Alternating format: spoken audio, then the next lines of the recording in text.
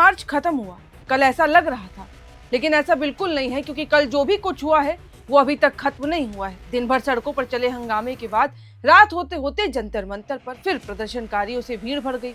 एक तरफ पुलिस का ये दावा है कि हालात अब नियंत्रण में है, तो दूसरी तरफ प्रदर्शनकारी साफ कह रहे हैं कि जब तक उनकी मांगे पूरी नहीं होंगी आंदोलन खत्म नहीं होगा। अब आखिर संसद मार्च के बाद दिल्ली में क्या कुछ हुआ, आगे क्या कुछ होने वाला है, आज हम इस वीडियो में बात करेंगे। क्योंकि देश की राजधानी में अब सवाल सिर्फ एक प्रदर्शन का नहीं रह गया है, सवाल ये है कि क्या ये आंदोलन अब और बड़ा होगा, क्या इसके पीछे सिर्फ छात्रों की नाराजगी है या फिर कोई और कहानी भी है जिसकी जांच अब सामने आ रही है। नमस्कार, मेरा नाम है साक्षी और आप देख रहे हैं एयर नाउ।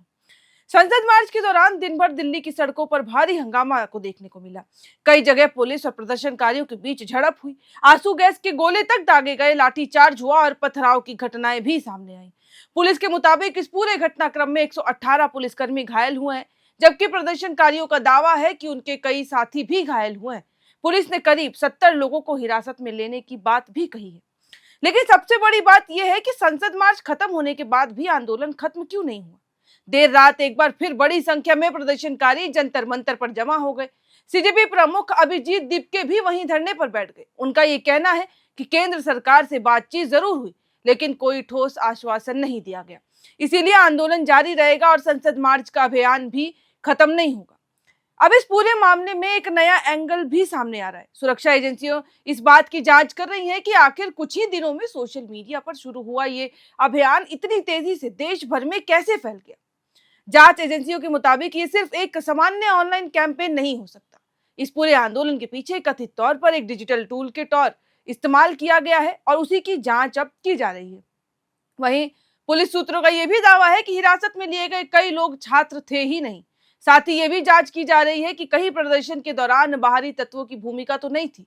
हालांकि अभी तक इन दावों की किसी स्वतंत्र एजेंसी या अदालत से पुष्टि नहीं हुई है, लेकिन जांच जरूर चल रही है। जांच एजेंसियां सोशल मीडिया पर वायरल हुई कई पोस्ट और हैंडल्स की भी पड़ताल कर रही है।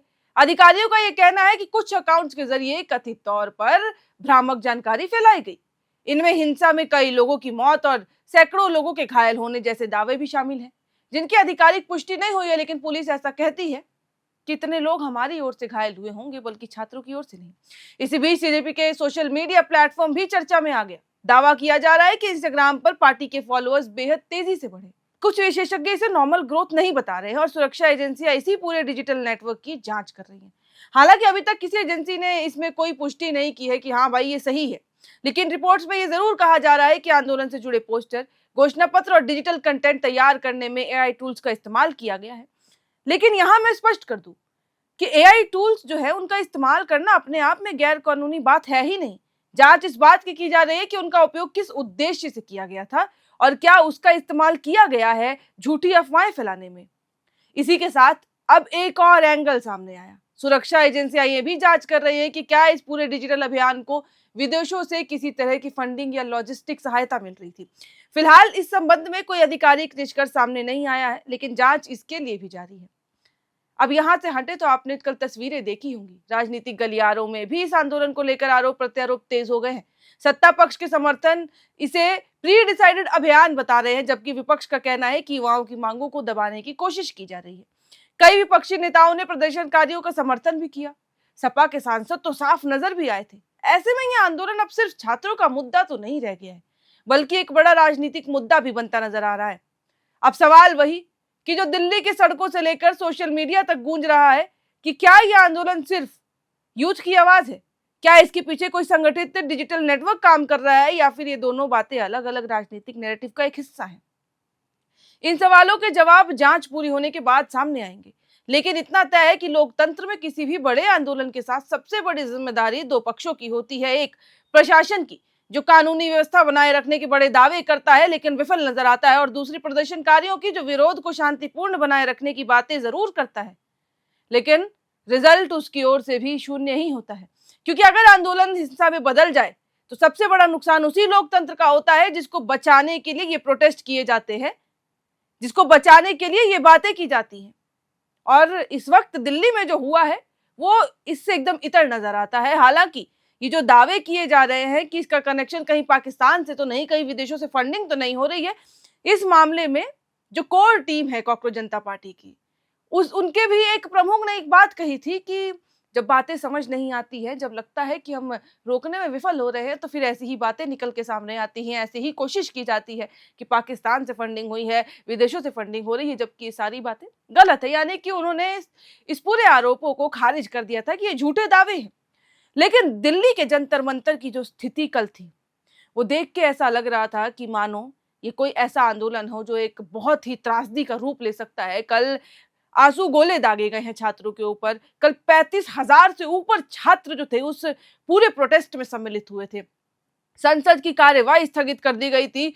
चारों गेट, पांचों गेट, जितने गेट थे सब बंद कर दिए गए थे, क्योंकि स्थिति ऐसी उत्पन्न हो गई थी कि पुलिस लाठी चार्ज कर रही थी। उससे पहले ये भी दावे किए गए कि छात्र शांति से बैठे हैं, पुलिस फिर भी लाठी चार्ज कर रही है। पुलिस की ओर से ये कहा जा रहा था कि हम सिर्फ खड़े थे और पथराव शुरू होता है, जिसकी वजह से लाठी चार्ज करना पड़ता है। यानी कि बातें कई सारी हैं, दावे कई सारे हैं, लेकिन दोनों अपनी अपनी बातें कह रहे हैं। और अब उस भीड़ में जो मौजूद होगा उसे ही पता है कि आखिरकार की सच्चाई क्या है।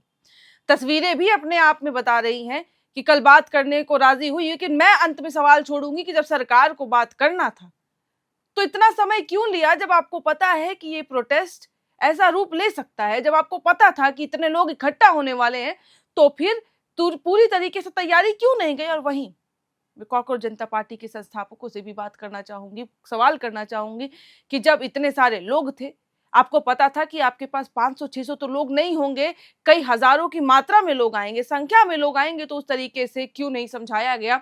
और क्यों ऐसा हुआ कि शांतिपूर्वक होने वाला प्रोटेस्ट हिंसा में बदल गया? कई सवाल है, दोनों के लिए सवाल छोड़ती हूँ, प्रशासन और प्रोटेस्टर्स के लिए कमेंट बॉक्स में। लेकिन जो देख रहे हैं ये वीडियो, अपनी राय जरूर दीजिएगा कि आपको क्या लगता है, आपको क्या लगता है किस तरीके की स्थिति जो है कल बनी थी और कैसी वो और ज्यादा खराब हो सकती थी? कमेंट बॉक्स में लिख के जरूर बताइएगा जो भी कुछ आप सोचते हैं इस पूरे मामले के बारे में। इस वीडियो में फिलहाल इतना ही। कैमरे के पीछे मौजूद थे मेरे सहयोगी सुमन, और हम पल पल की खबरें दिल्ली से जुड़ी, जंतर मंतर से जुड़ी आप तक पहुंचाते रहेंगे। बहुत बहुत धन्यवाद। FRP pressure vessels are made using fiber reinforced plastic, a powerful combination of high strength glass fibers and corrosion resistant resin. At Duraplast, we manufacture these vessels using advanced filament winding technology. Layer by layer, resin coated glass fibers are precisely wound over a rotating mold, creating a structure that is lightweight, high strength, and built to handle pressure. The result? Superior corrosion resistance, longer lifespan, lower maintenance costs for industries that demand performance without compromise. For customized FRP pressure vessel solutions,